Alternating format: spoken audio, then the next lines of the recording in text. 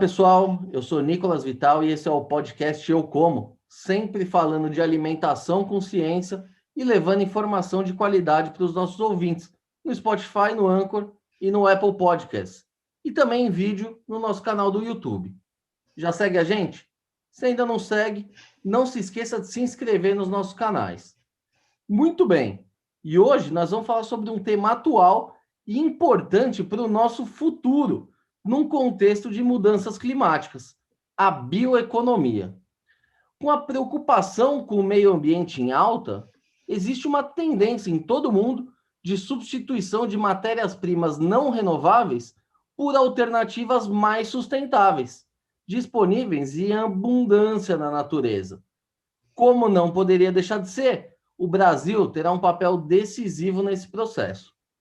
Essas pesquisas, no entanto, são caras, demoradas e nem sempre trazem os resultados esperados. Por isso, a parceria entre instituições de pesquisa e o setor privado tem sido fundamental para o avanço da bioeconomia no Brasil.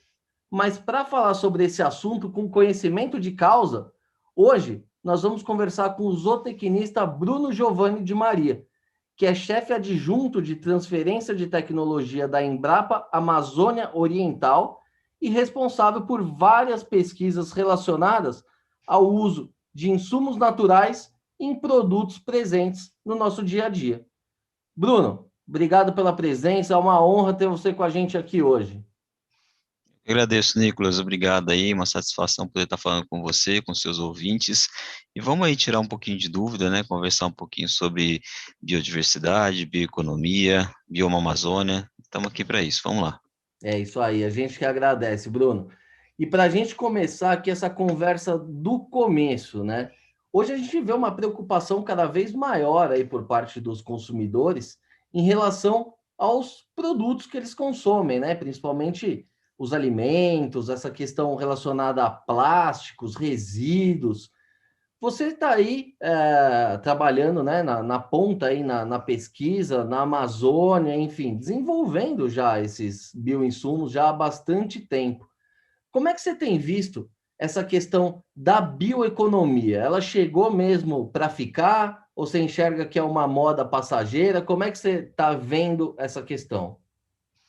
Nicolas, isso é uma questão muito forte hoje, né? Na verdade, os consumidores são os protagonistas aí do mercado, do que vai ser produzido, do que vai ser consumido nos próximos anos.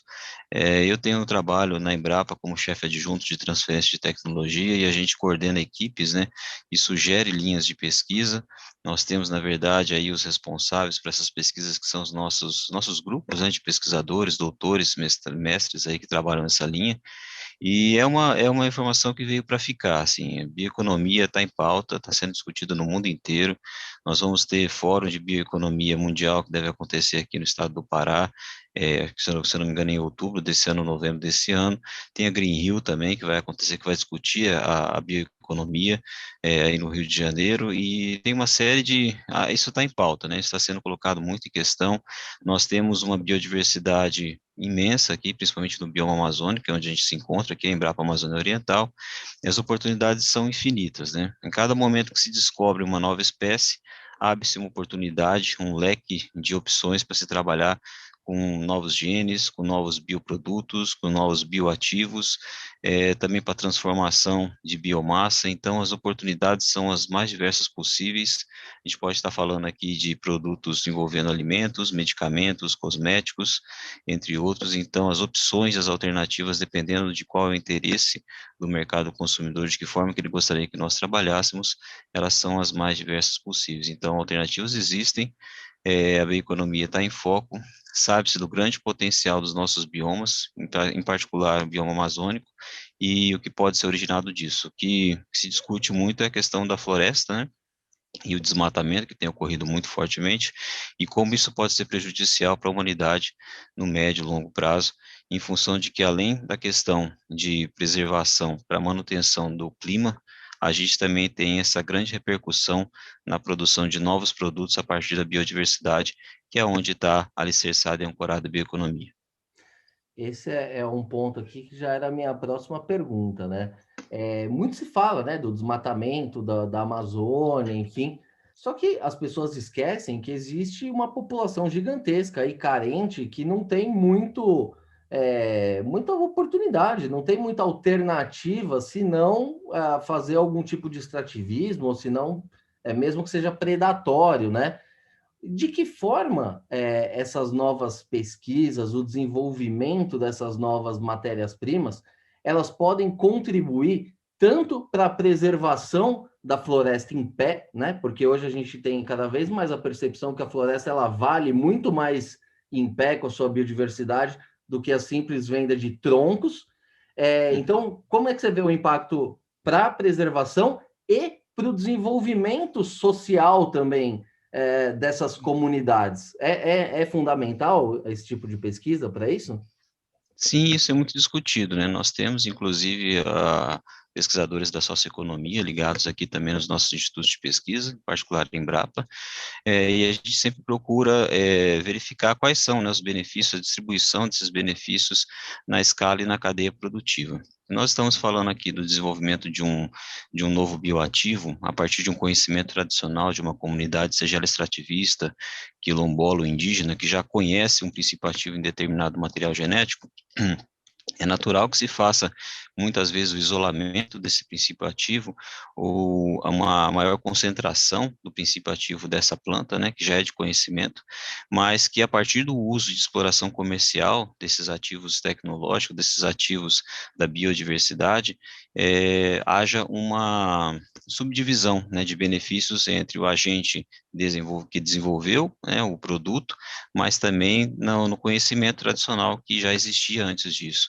Então, nós, da Embrapa, particularmente, temos buscado parceria com a iniciativa privada para desenvolver novos produtos, novos processos e novos serviços, por financiamento também, em conjunto com essa iniciativa privada, mas que se houver, em algum momento, o uso ou exploração da biodiversidade ou do conhecimento tradicional associado, que seja repartido os benefícios entre os que são responsáveis pela geração desse conhecimento.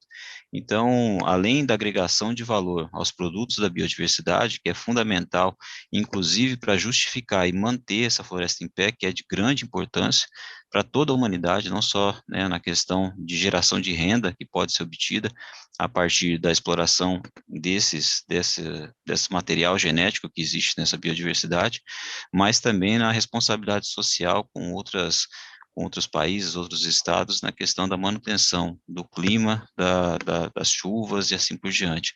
Então, de maneira nenhuma pode se perder de vista essa distribuição igualitária de benefícios que devem ocorrer desde a questão econômica até a social e ambiental.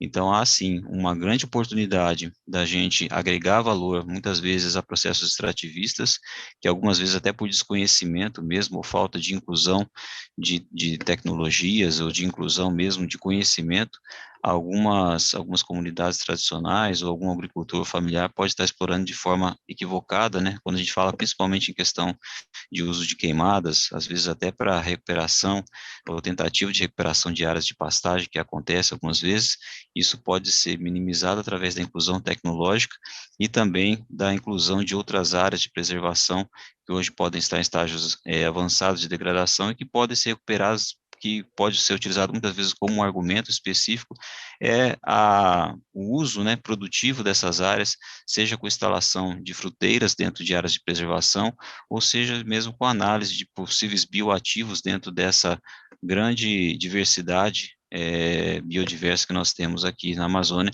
para exploração comercial. Então, existem vários potenciais. A gente está falando aqui de bioativos, de fibras, de óleos, também de resinas, tudo que pode ser extraído e que ainda pode ser explorado.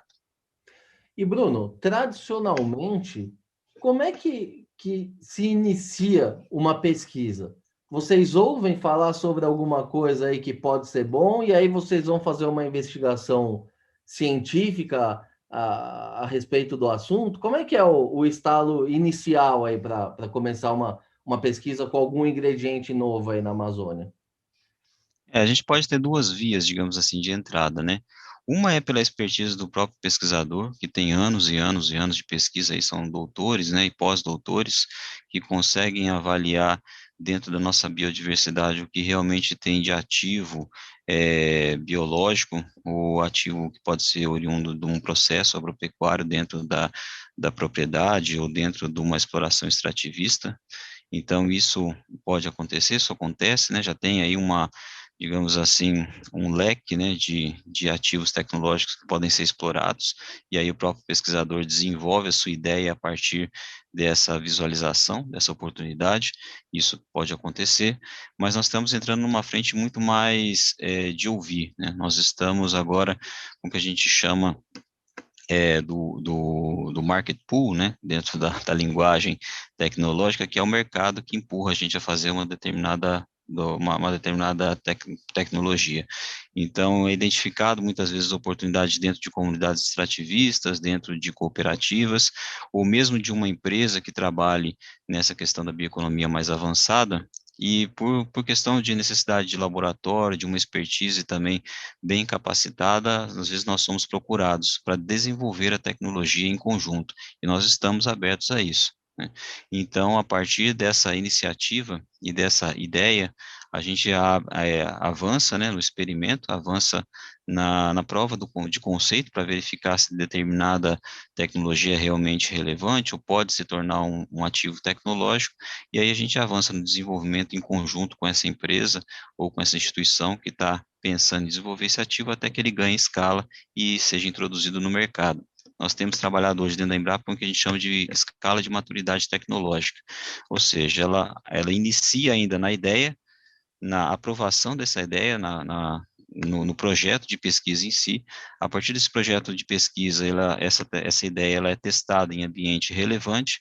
Depois de testada em ambiente relevante e validada, ela vai ganhar escala tecnológica, ou seja, introdução dentro de um processo agropecuário de fato relevante, ou dentro de uma empresa, até que ela seja comercializada ou utilizada para o grande público.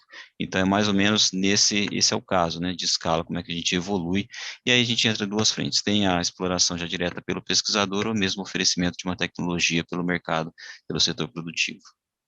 E, Bruno, tem também uma tendência aí, que é essa questão do ESG, né, por parte das empresas. Isso vem guiando muito as estratégias empresariais, claro que sob uma demanda da sociedade, também dos consumidores, e as empresas, o que a gente tem percebido é que cada vez mais elas vêm em busca de soluções alternativas mais sustentáveis para substituir as suas matérias-primas convencionais, né, usadas há muito tempo.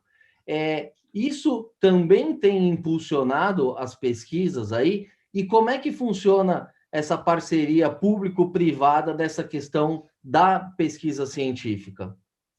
Não, isso tem total relevância, isso tem direcionado o mercado de grandes empresas. A gente observa hoje a formação de alguns fundos de investimento em pesquisa, em função até dessa preocupação. Como a gente disse no início, o consumidor é o protagonista, e o consumidor, na hora de consumir, ele quer saber se a empresa produziu com responsabilidade, se distribuiu a renda de forma igualitária, se preocupou com a preservação do meio ambiente. Então, existe um encadeamento de ações que iniciam, né, no desenvolvimento, mas que na hora do consumidor verificar, ele quer saber se aquela empresa é responsável. E aí a gente entra nessa questão do ESG, que basicamente seria relacionado ao meio ambiente, ao social e à governança, e a gente tem sim esse rebatimento das empresas. Também tem algumas empresas de consultoria que têm sido contratadas a partir de conglomerados de 2 ou 3 ou 4 empresas para verificar e procurar ativos tecnológicos que possam ser desenvolvidos a partir da biodiversidade, mas sempre com um aspecto de impacto social muito interessante e ambiental também. Veja, que mesmo que a gente tenha um ativo tecnológico de baixa escala, ou seja, que não vai conseguir ser atendido por um grande público, mas que ele tenha rebatimento em uma comunidade que esteja em situação de vulnerabilidade, isso já serve como um grande impacto para uma empresa, uma vez que ao comercializar os seus produtos, ou mesmo para colocar num site de propaganda, alguma coisa nesse sentido, ou mesmo da própria empresa, eles podem direcionar quais são os programas, né, sociais, os programas de pesquisa, de como eles se envolvem dentro daquele bioma, né? Então, muitas vezes você tem uma atuação forte de uma grande empresa, em que há uma visão do mercado interno e externo dos grandes consumidores de que aquela empresa produz de forma irresponsável, mas a partir de pequenos gestos, de pequenas iniciativas com produtores, com extrativistas, eles conseguem demonstrar que eles têm preocupação sim com o meio ambiente e com a forma com que eles trabalham nos territórios. Isso já tem sido visto em grande função, eu acho que os consumidores também estão atentos a isso, e dentro da nossa empresa, da Embrapa, a gente tem percebido que esses fundos e essas empresas têm buscado a Embrapa para verificar quais são esses possíveis ativos tecnológicos que a gente tem dentro da nossa biodiversidade, mas seja extrativista, seja mesmo da fruticultura de espécies nativas que nós temos, sistemas agroflorestais, também a possibilidade de trabalhar com uso e conservação do solo para geração de indicadores ambientais, que hoje pode ser feito pagamento por serviços ambientais, eles nos procuram e a gente tem conseguido desenvolver alguma coisa nesse sentido. Basicamente, a Embrapa faz um contrato de cooperação técnica com essas empresas e, a partir desse contrato, desenvolve-se um produto, um processo ou um serviço que vai ter uma aplicação de exploração econômica.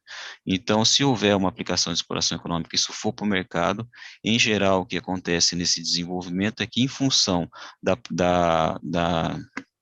propriedade intelectual que é aportada nesses projetos, há um repasse de recursos, assim como nós falamos anteriormente, de benefícios econômicos que são explorados, né? Em geral, a Embrapa participa com a sua expertise, ou seja, a Embrapa trabalha incluindo inteligência, né? Ele insere inteligência nesses ativos tecnológicos, gera o conhecimento, gera o produto, desenvolve e adapta o produto à escala industrial, e a partir do momento que ele está no mercado, há uma repartição de benefícios, muitas vezes através de royalties, que são repassados para a instituição de pesquisa para refinanciar os seus projetos de pesquisa.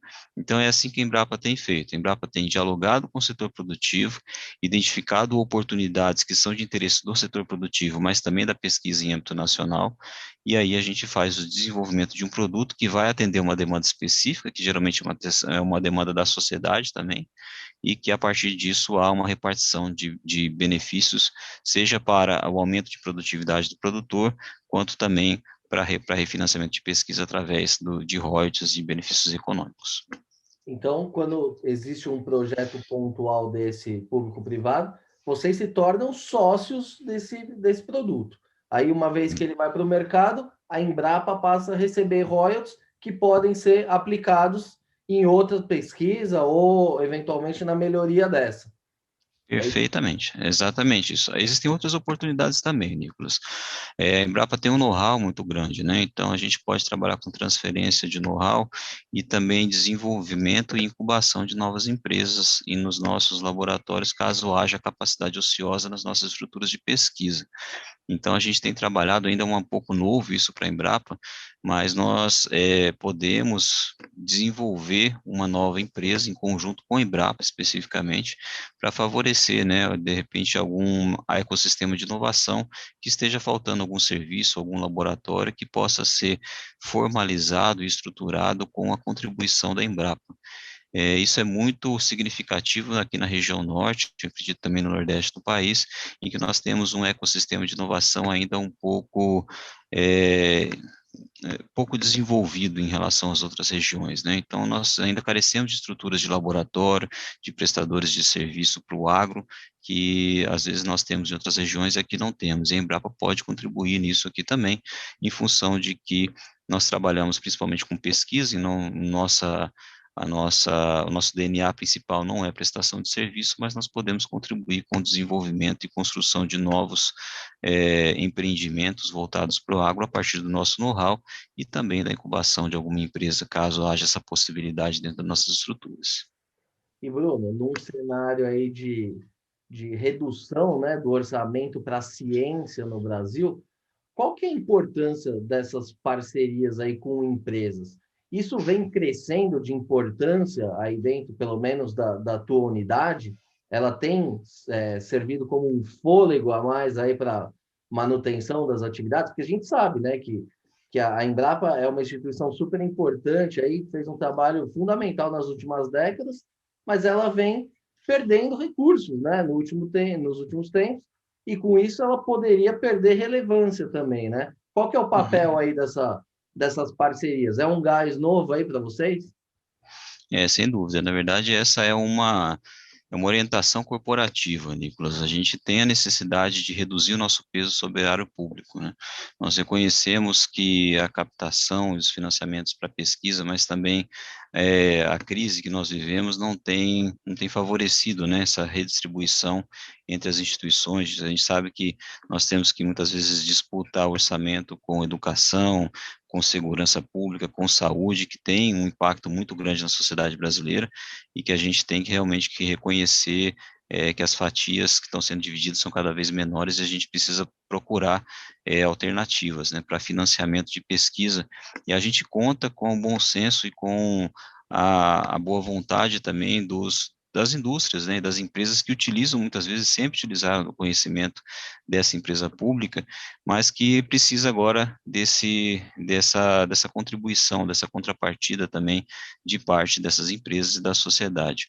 Uma vez que não há o financiamento para a pesquisa tem sido reduzido, de fato, em função do baixo orçamento federal, e que a gente busca essas alternativas. Mas veja bem, todas elas têm um viés de aplicação prática, né? Quando nós falamos em desenvolvimento tecnológico, que a gente chama de inovação aberta, a gente busca uma parceria com a iniciativa privada para atendimento também das necessidades da iniciativa privada. Então, não é a Embrapa, não está pedindo fomento de recursos simplesmente para aplicar uma pesquisa que ela acha que é relevante para ela só. Na verdade, é uma pesquisa desenvolvida em parceria com a instituição que vai beneficiar a própria instituição. Por isso que a gente fala muitas vezes de exploração econômica, né? Há essa possibilidade, mas a Embrapa também trabalha com cooperativas e com uma associação de agricultores que tem essa necessidade de desenvolver determinado produto ou processo e que tenha rebatimento sobre a vulnerabilidade daquela comunidade. Então, nós temos essa perspectiva. E é isso que a Embrapa se preocupa. A gente também reconhece que ao longo dos anos nós nos afastamos um pouco do setor produtivo e produzimos muito conhecimento, mas nos aproximamos muito da academia e algumas aplicações práticas das nossas pesquisas acabaram se perdendo e a relevância, no caso da instituição, pode ser perdida. Então, a nossa relevância também é comprovada com essa aproximação de quem interessa, do setor produtivo, do consumidor, para demonstrar que a Embrapa, que já é extremamente relevante, a gente pode demonstrar isso com números, né? A gente tem uma série de tecnologias que foram desenvolvidas e que, se a gente for verificar o rebatimento disso no PIB nacional, é extremamente relevante, mas que às vezes isso se perde no tempo. E se a sociedade como um todo não vê que a Embrapa é uma empresa que traz soluções tecnológicas que têm impacto relevante para o alimento que chega na mesa das pessoas, a Embrapa pode, ao longo do tempo, ser esquecida. E essa não é a nossa opção. Nós entendemos que a Embrapa é uma empresa pujante, a maior empresa de pesquisa agropecuária, de pesquisa agropecuária tropical do mundo, e a gente tem desenvolvido muitas coisas, mas a gente precisa cada vez mais se aproximar e demonstrar a nossa relevância em função dessas parcerias e dessa percepção de valor e impacto das nossas tecnologias na sociedade brasileira. E, Bruno, entrando um pouco agora na questão prática aí do negócio. Hoje, quais são os principais produtos aí que são estudados por vocês e que vocês acreditam que tenham uma viabilidade econômica aí no médio prazo, aí, curto, médio prazo? A gente estabeleceu algumas parcerias recentemente com algumas empresas, Nicolas. Algumas a gente já tem até na prateleira, digamos assim, né? A gente sempre desenvolveu algumas pesquisas, algumas delas a gente tem patente, outras é o nosso conhecimento mesmo que pode ser transferido através de segredo industrial ou mesmo a transferência de know-how. E a gente trabalha principalmente com agregação de valor aos produtos da Amazônia, né? A gente tem uma parte muito forte, além dos processos agropecuários, que é a nossa tradição. Dentro da perspectiva de agregação a produtos da Amazônia, a gente desenvolveu aqui algumas bebidas mistas com produtos, a gente fala aqui de açaí, itaperebá, cupuaçu também. Tem algumas barrinhas, que a gente chama aquelas barrinhas alimentícias, que são basicamente aquelas barrinhas de cereal, né, desenvolvidas a partir de farinha de tapioca, castanha do Pará e também os produtos da Amazônia. A gente tem uma barrinha açucarada também, que parece um pouquinho com aquele arroz japonês adocicado, mas é feita a partir da farinha de tapioca, também com sabores da Amazônia. Tem algumas tecnologias também desenvolvidas para processamento do pirarucu, né? Então, a gente já desenvolveu uma tecnologia bastante interessante, que essa está guardada para uma empresa que queira conversar com a gente a respeito desse assunto. Temos aqui uma série de outras tecnologias também voltadas a sistemas agroflorestais, né? Então, a Embrapa trabalha muito em parceria também com a cooperativa aqui, bem reconhecida nesses processos, que é a Canta, e nós estamos desenvolvendo um projeto junto com eles para avaliar indicadores ambientais para que futuramente seja feito o pagamento por serviços ambientais dentro dessa estrutura, né? Que a gente tem falado tanto disso, de preservação e como é que essas boas práticas agropecuárias de conservação e uso do solo permitem uma maior retenção de água no solo, permitem um sequestro de carbono, uma maior produtividade e assim por diante. A gente vai trabalhar isso com a Canta. E a Embrapa tem uma série de outras tecnologias, né? Então, a gente está falando especificamente aqui da Embrapa Amazônia Oriental, mas a Embrapa também lançou recentemente um Bioma Foz, que é um produto que já está no mercado e que permite um melhor uso do fósforo no solo, né, a partir do uso, e já tem aumentado a produtividade de lavouras de milho, entre outras. A Embrapa desenvolveu recentemente também uma nanocelulose, nanocristais de celulose, a partir da palha da cana-de-açúcar, que pode ser utilizado na indústria petroquímica, farmacêutica. Então, assim, a Embrapa tem trabalhado em uma série de frentes. Aqui ainda a gente tem uma parte de monitoramento por satélite, em que nós trabalhamos com a definição das melhores áreas de plantio, a época de plantio em função do solo. Então, assim, dentro da Embrapa a gente tem uma série de pesquisas. Dentro da Embrapa Amazônia Oriental, nós trabalhamos desde o menor bicho, o ácaro, até o búfalo. Então, nós trabalhamos com uma diversidade muito grande e a gente está aberto às mais diversas perspectivas de negociação e de potenciais para a produção de processos, serviços. Agora, recentemente, também tem um contrato para rastreabilidade de cadeias produtivas a partir de blockchain, que é um parceiro que nós estamos vendo a possibilidade de realmente finalizar essa parceria. Tem uma outra rastreabilidade também para produtos da madeira, em função de que há um grande mercado clandestino, a gente sabe disso, né? E o manejo florestal, ele é possível, inclusive dentro da Amazônia. É bom deixar esse recado, viu, Nicolas, de que a derrubada de madeira, ela pode ser feita de maneira responsável, de forma que recupere o meio ambiente. Existe tecnologia para isso, a Embrapa desenvolve isso há bastante tempo. E a gente tem essa tecnologia, e é importante salientar que existem áreas de manejo florestal, e que dessas áreas de manejo florestal existe extração de madeira legal. E isso pode ser rastreado a partir de algumas tecnologias. A Embrapa tem a tecnologia dessa extração de madeira de forma legalizada e responsável, e que deve ser mais bem publicizada, digamos assim, né? Claro que a gente tem também esse combate e essa dificuldade de trabalhar com outros legais, que trabalham nessa derrubada, desmatamento irresponsável e ilegal, mas também existe a possibilidade de exploração econômica que seja de forma oportuna e que preserve o meio ambiente ao longo do tempo.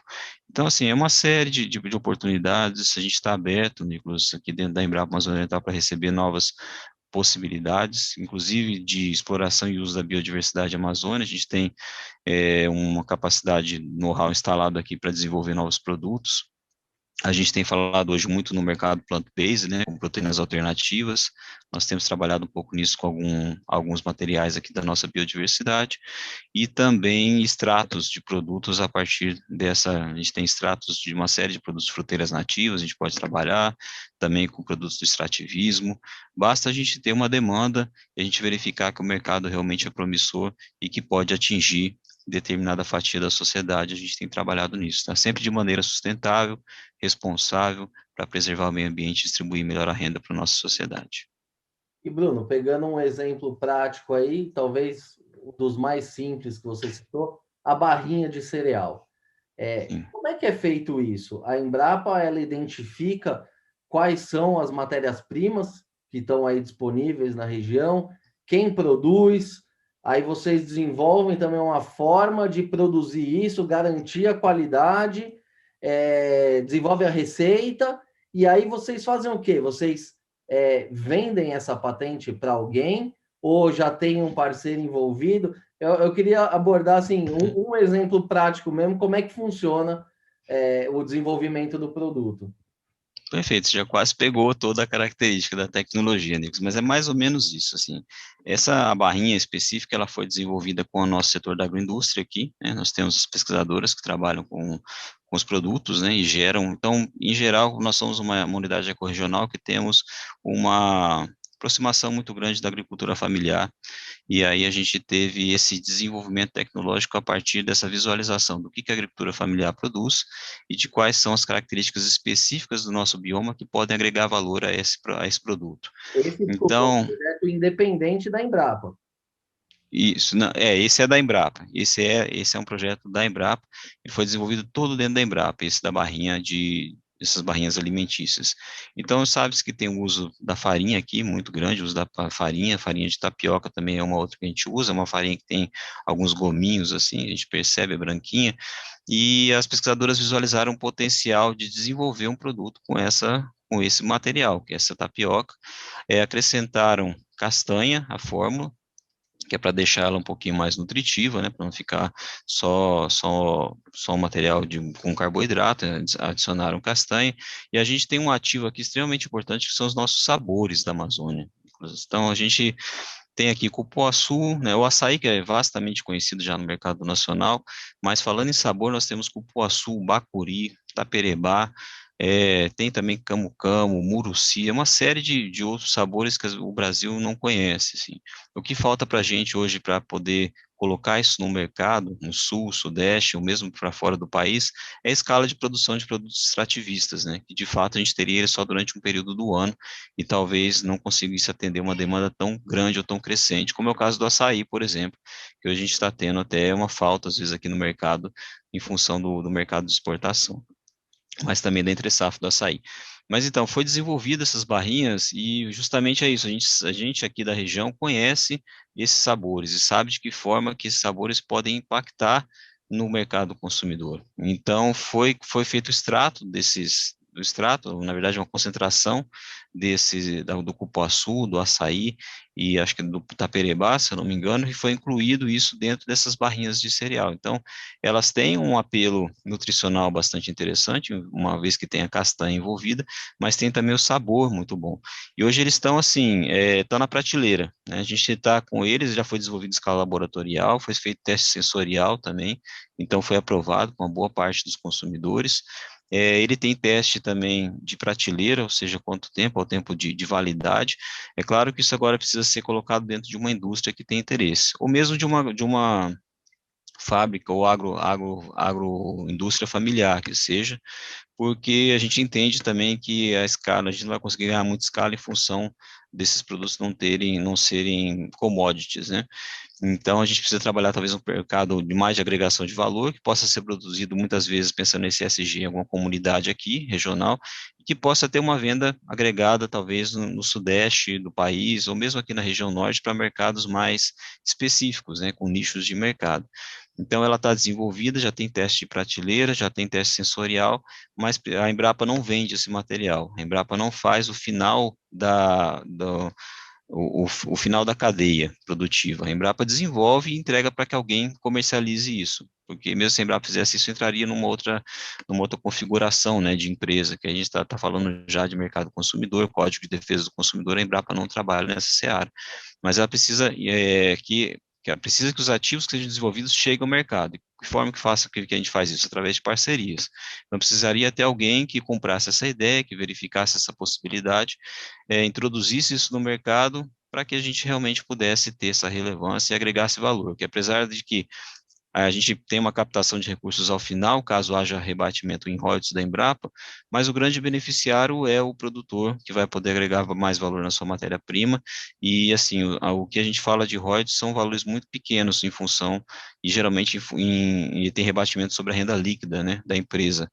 Então, é baixo o valor e quem tem realmente o grande benefício é quem produz, que vai ter maior valor agregado no seu produto, vai pagar um pouquinho, vai poder ser mais bem remunerado por isso, e a indústria local também, que pode ser beneficiária desses novos ativos tecnológicos com um leque maior de produtos e venda em outros mercados que não sejam os tradicionais.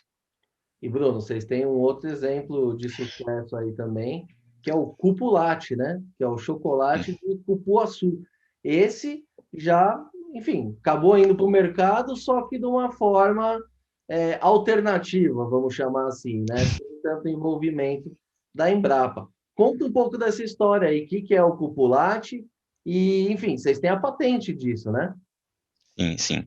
O Cupulate, ele é uma marca registrada da Embrapa, ela foi oriunda de um processo de desenvolvimento da Embrapa, foi produzido na década de 90, né? Então, ainda num momento em que a gente tinha talvez pouca familiaridade, né, com a questão de proteção, propriedade intelectual, hoje a gente já tem isso um pouco mais arraigado nosso cerne, mas ele foi produzido a partir de um processo aqui, ele é um chocolate alternativo, ele não é do cacau, ele é do cupuaçu, tem um sabor que é oriundo da fermentação da castanha do cupuaçu, e é um produto bastante interessante, alternativo também, e que tem uma qualidade bastante boa.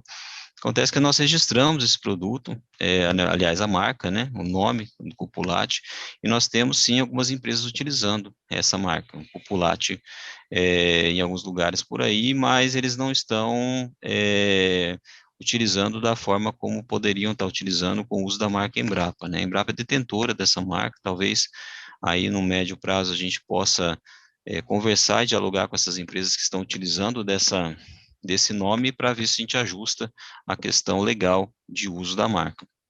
Então, ele é um ativo tecnológico já bem explorado.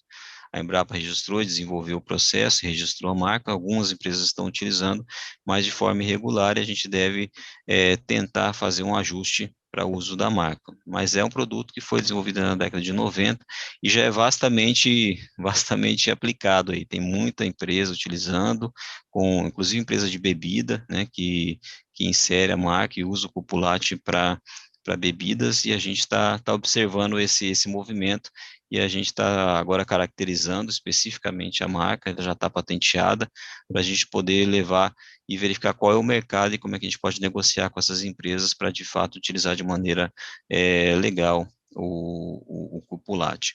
Essa é mais uma experiência que a gente tem, né, entre tantas outras aí. A gente tem outras patentes, a bebida mista mesmo que eu comentei agora há pouco, ela também é uma patente da Embrapa, bebida mista de açaí, cupuaçu, ela também é uma patente da Embrapa, e nós temos, tem o tucupim em pó também, é uma outra patente que foi desenvolvida pela Embrapa, que ainda precisa de bastante desenvolvimento, ele por enquanto é só um extrato, mas que a gente tem possibilidades. Além disso, né, das patentes, Nicolas, a gente tem o segredo industrial, né, tem outros produtos que a gente desenvolve aqui, tem uma farinha de tambaqui para nutrição de animal, entre outros produtos que a gente pode desenvolver e trabalhar em conjunto, tá? Então, a oportunidade não falta, basta o pessoal ter interesse, que a gente está aqui à disposição para poder atender quem tiver interesse.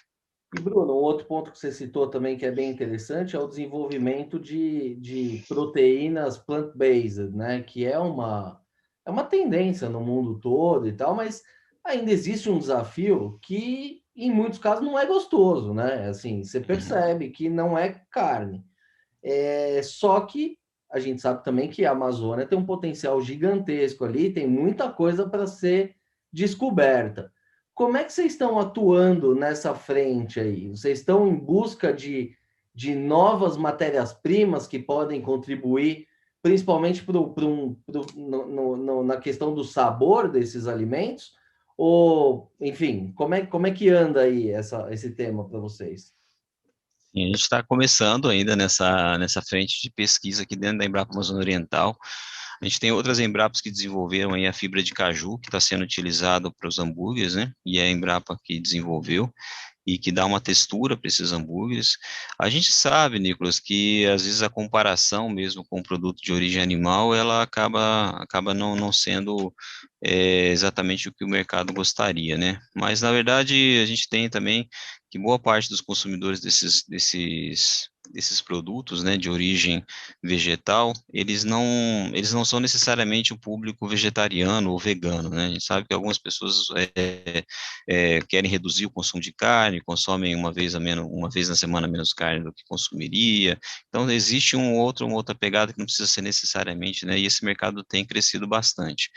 Dentro da nossa pesquisa, a gente está, sim, procurando dentro da nossa matriz de alimentos, oportunidades de extrair proteínas vegetais, né? Então, nós temos uma parceria que está sendo viabilizada com o fundo JBS, a gente tem dialogado a respeito disso. Existe um contrato de confidencialidade a respeito dessas matrizes e da obtenção disso, mas basicamente são 6 matrizes em que a gente quer extrair esse material e gerar, né, a fibra não, a proteína isolada, e depois a proteína isolada ela tem um outro processo, que é justamente o desenvolvimento. Extrair a proteína, ela é um ponto. Primeiramente, precisa saber se essa proteína que vai ser extraída ela é de qualidade, se a extração vai dar certo, né? Então, se realmente vai sair dali um produto que seja interessante. Vocês Depois, começam aplicar. pelo aspecto nutricional da coisa. Isso, e da nutricional, faz avaliação, né, a gente chama isso de análise centesimal, o que, que tem de proteína, então, quais são os aminoácidos que ali estão, mas depois tem a aplicabilidade dessa proteína no produto, porque ele vai passar por um processo de pressão, de temperatura, não é exatamente a minha especialidade, mas a gente sabe que o produto em si, ele precisa, o ingrediente, na verdade, ele precisa ser introduzido em um produto. E aí entra essa escala de desenvolvimento que é o que a gente fala. Então a gente pode extrair. Tá ali, a gente gera, não sei, de repente seria um pozinho que a gente gera ali, que seria essa proteína extraída. Mas a inserção dela num hambúrguer vegetal, ela vai dar certo? Ela vai passar pelo processamento de temperatura sem desidratar, ou sem desnaturar essa proteína? Essa desnaturação, ela faz perder, de alguma forma, não só a questão do sabor, mas também o aproveitamento dos aminoácidos que são dessa proteína. Então, esses são aspectos do desenvolvimento da pesquisa e é isso que nos deixa maravilhados com essa nossa profissão, né? Que a gente, às vezes, precisa ainda avançar muito dentro dessa tecnologia. A gente tem a perspectiva aí de 1 ano e meio conseguir gerar esses extratos, mas daí aplicá-los dentro de um produto, ele aí já é uma outra fase, que a gente vai precisar da parceria da empresa que vai colocar esse produto na sua escala industrial, porque a Embrapa não tem uma mini indústria aqui para poder fazer isso também. E aí a gente verifica se precisar fazer ajuste, onde é que é o ajuste que precisa ser feito. Vamos introduzir mais de uma matriz nutricional dentro do produto, como é que isso funciona, mas é para um mercado de grande potencial para os próximos anos, e como você falou, as nossas possibilidades são muito grandes e diversas aqui, além dessas que estão em pauta, algumas delas que têm possibilidade de ganhar escala, né, que a gente também não vai explorar só o que não tem escala para uma grande indústria, mas quais seriam as outras alternativas?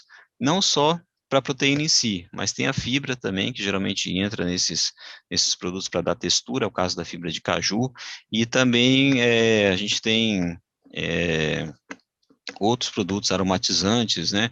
Tem também os corantes que podem ser utilizados, corantes naturais são muito buscados hoje, a única base que a gente tem hoje para simular o sangue do bovino é a beterraba.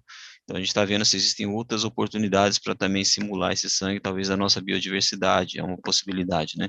Então, corantes, aditivos que possam ser utilizados, aditivos naturais também, que é uma grande busca, são oportunidades para a gente trabalhar, e a gente está com isso no nosso radar. A gente só está começando a trabalhar isso de forma mais efetiva agora. E você citou aí as fibras do caju, né? É interessante destacar também que muito mais do que o bem-estar animal, de você não matar o animal, a fibra do caju é um subproduto, né, da indústria do suco. Ia virar lixo, ia virar energia, virar alguma coisa e está sendo transformado em algo muito Perfeito. mais nobre, né? Dentro na pesquisa inicial de vocês, vocês buscam isso, subprodutos, coisas que estão sendo descartadas atualmente para dar um fim melhor? Isso também é levado em Sim, consideração? sim, sim. Nesses especificamente, é, deixa eu pensar aqui, se eu não me engano, desses 6 produtos, todos eles têm justamente esse reuso, né, desses produtos que seriam descartados e que podem ser utilizados para a obtenção dessa matriz proteica. Então, a gente tem sim, isso tem sido pensado, é uma das grandes pegadas também da bioeconomia, inclusive, é você reutilizar, é você utilizar alternativas que sejam menos impactantes, né, para o meio ambiente, e utilizar, de fato, algumas questões de commodities que são trabalhadas aí, que vai...